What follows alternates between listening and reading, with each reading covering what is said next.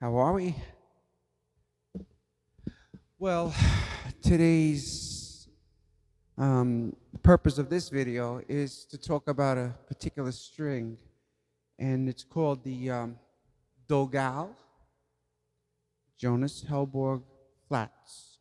I've been meaning for the longest time to do this. I was in conversation back and forth with Jonas, and I happened to mention to him if there was going to be a flat wound coming out. He said, just hold on. And sure enough, the flat wound appeared. It comes in a 4 and a 5 string set. These strings are just phenomenal. They do it all. It's pure nickel, and it's basically constructed like an orchestral string. It has a braided core. So basically what you're getting is a true response.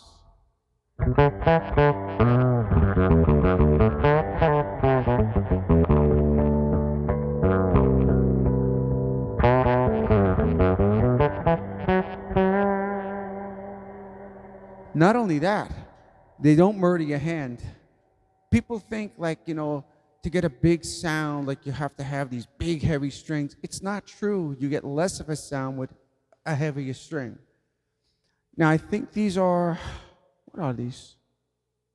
39 to maybe 100.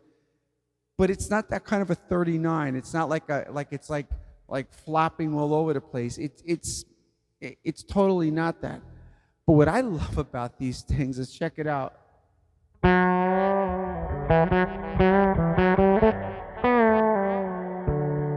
Instead of harmonics,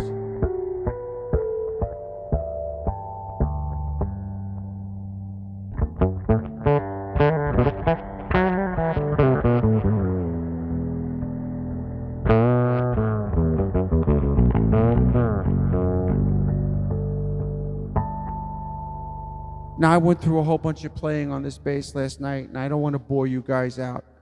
But, so, for me, the difference is that the sound has a flat response.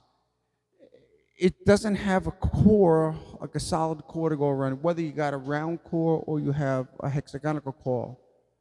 Which is just the usual standard. It's so cool, it's like, the ebo, like a flat wound string that responds to an ebo so good. Listen.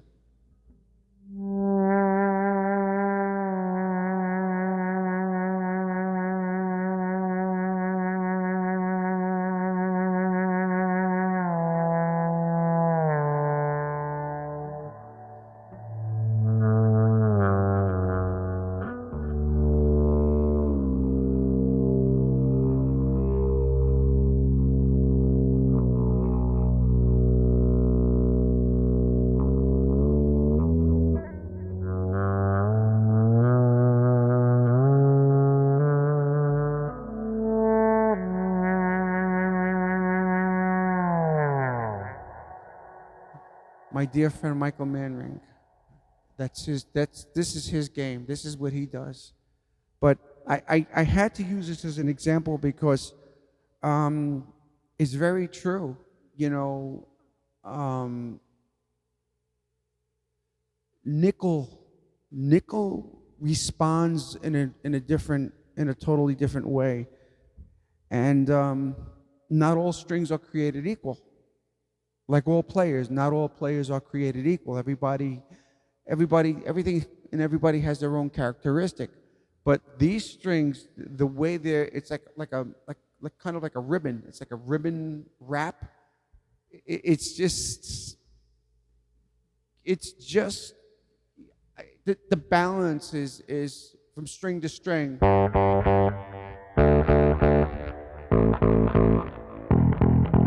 The balance from string to string is just so, it's just so, it's there.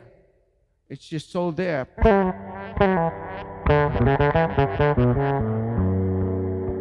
They lend themselves to harmonics.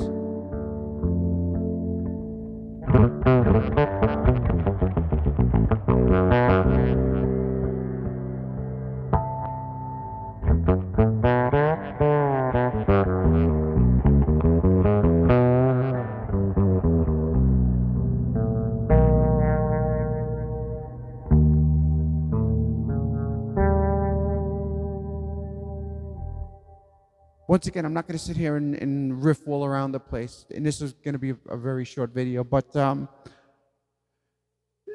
thought process, you know, of being able to take an orchestral style string manufacturing process and bring it into an electric bass string operation, you know, was a great endeavor. And I'm going to tell you what, these strings do very well. If you understand, so you have to understand the concept, you know.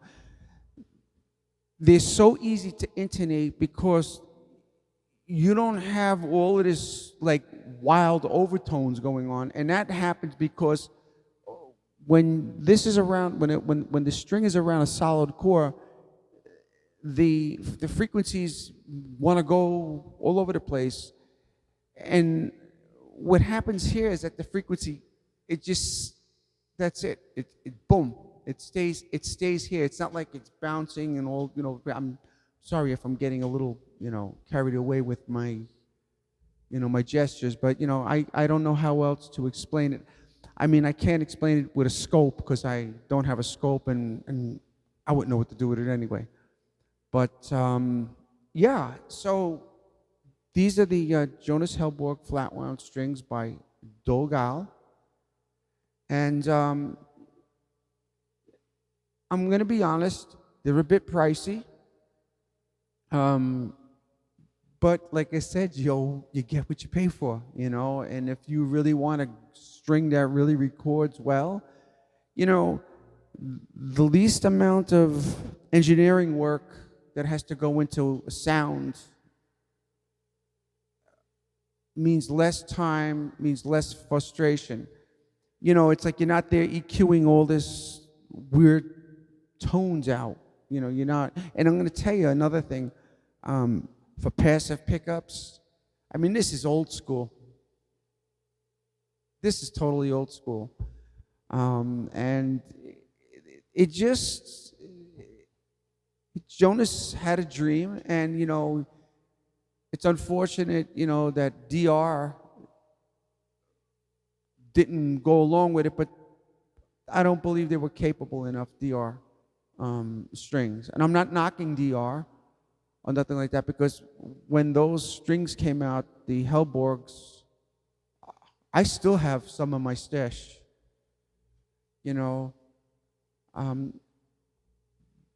They were sometimes a bit stiff depending on like what kind of a bass you were using, like, you know, like basses like my Gibsons and stuff like that with that have, you know, basses that have a lot of angles on them.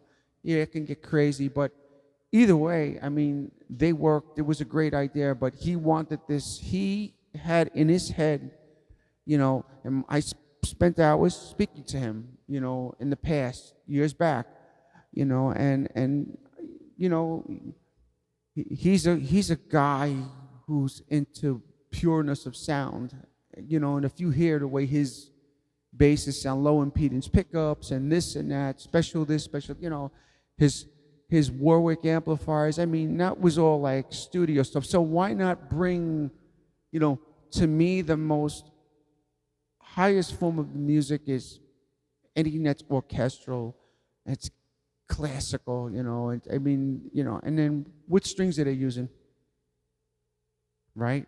They're using strings that are that have braided chords, But anyway, enough said, enough done. Go try them out. Dogal, Jonas Helborg flats, and the rounds. I use the rounds. That is one combination. Again, it has the ribbon style, the braided core. One note: what gives these strings, once again, is the fatness, is not so much the weight, the heaviness of the string. It's that the string is able to breathe.